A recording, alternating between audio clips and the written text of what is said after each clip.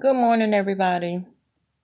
This is your girl, Bama Girl, coming back at you this morning. This morning, I want to do something a little different. Today, I want to talk about another day in the life of a mortician. Y'all, last night and over until this morning was one of the hardest days I've had in a very long time being a mortician. Listen, yesterday I was running call, and so I got a death call. We had to go, to the hospital to retrieve a body. And we get to the hospital. The family's still there. And although Nana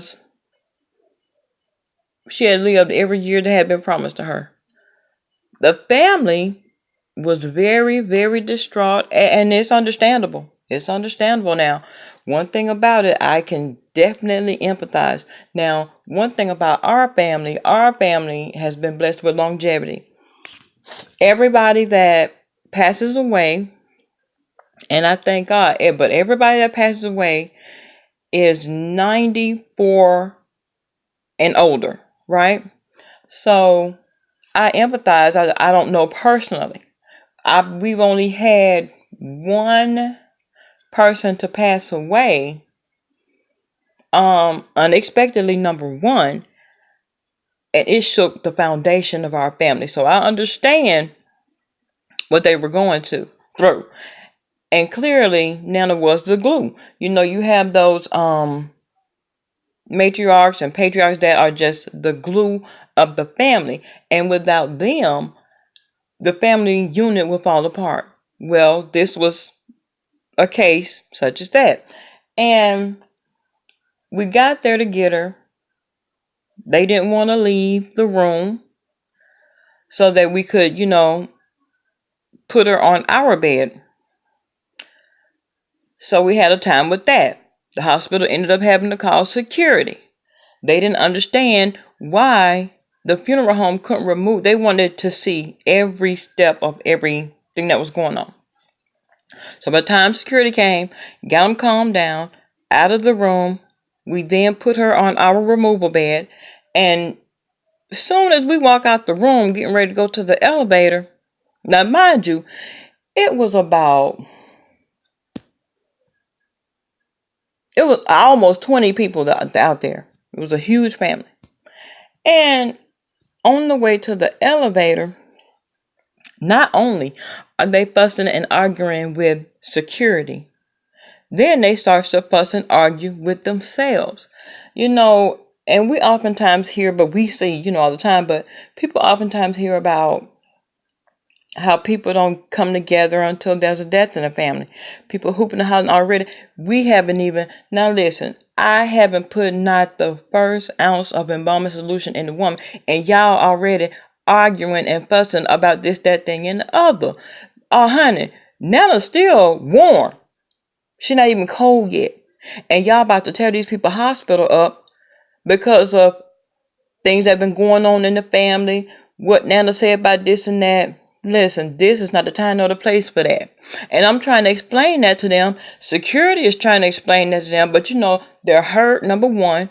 They fussing and arguing and crying about Nana first and foremost. But then family secrets start coming out.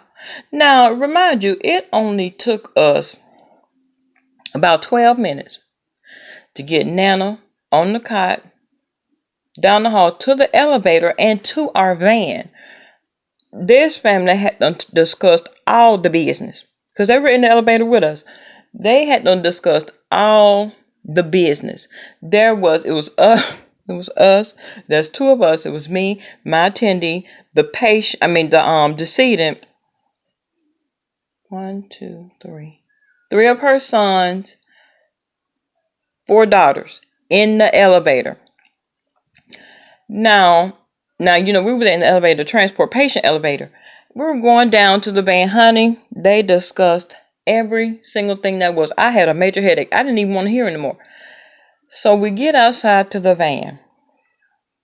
At this point, now a sister and a brother, they're fighting.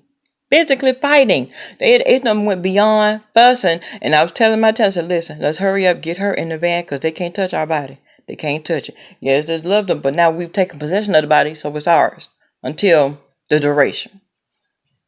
Okay, now security couldn't do it. Now they got to call the police. Now, let me tell you something. Now, see, this was a situation that I know could have been avoided. Listen, somebody had to be the grown up. Now, nary one of them wanted to just be quiet and let's just more mama for a minute. Let's just do this for a minute. Whatever they had to say it right then and right there. So, and the tripped out part is the brother wasn't the one to pass the first lick. The sister did. She knocked the hell out of that. I'm like, oh my. So we get to the funeral home. I asked the oldest son, I said, do I have permission to embalm her? He says yes.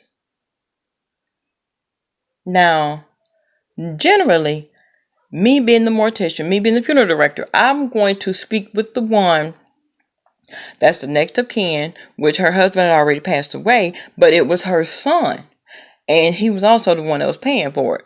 So, of course, that's basically all I want to talk to at that point. He says yes. That was enough. I said, you know what? No.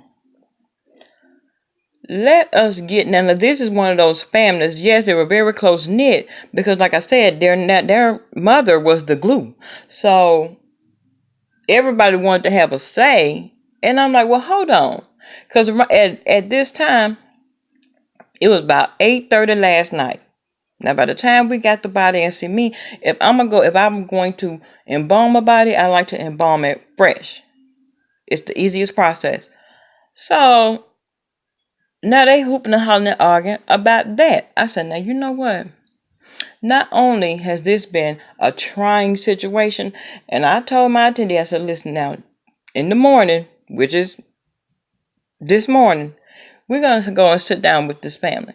And I'm going to try to arrange a full service. But trust me, as soon as I feel the temperature in the room, if I got to call the police department, that's what I'm going to call. I understand that their senses are heightened right now. Everybody's hurting. They don't know what to do because it's already falling apart. Mom ain't been dead 24 hours and the family has completely collapsed, seemed like. And even with all those heads, that lady had 11 kids. All those heads. And it seems like, you have 2 or 3 right here that may agree, 2 or 3 over there that may agree. You got this one over here that don't agree with nobody. And then you got, it's all clicked, even though mama was the glue that held all of them together. If it wasn't for mother, they probably wouldn't even have a relationship with each other at all. I said, now, you know what? We're coming to this conference room tomorrow, and all of these family members are here because it's going. I already know it's going to be that type of day. All of these family members are here. They're going to have to already be on deck.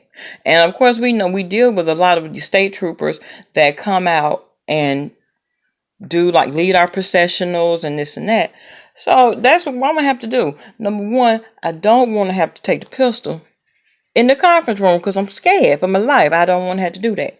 So, y'all, it has been a long, long night. What I'm going to do is try to take me a nap now. Got to make them back at the funeral home at 4:30 to try to do this arrangement conference, child.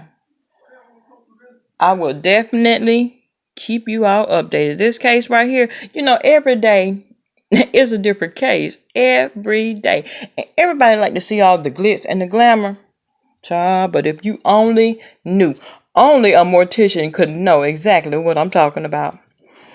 Okay, family. I'll talk to y'all in the next video. Thank you.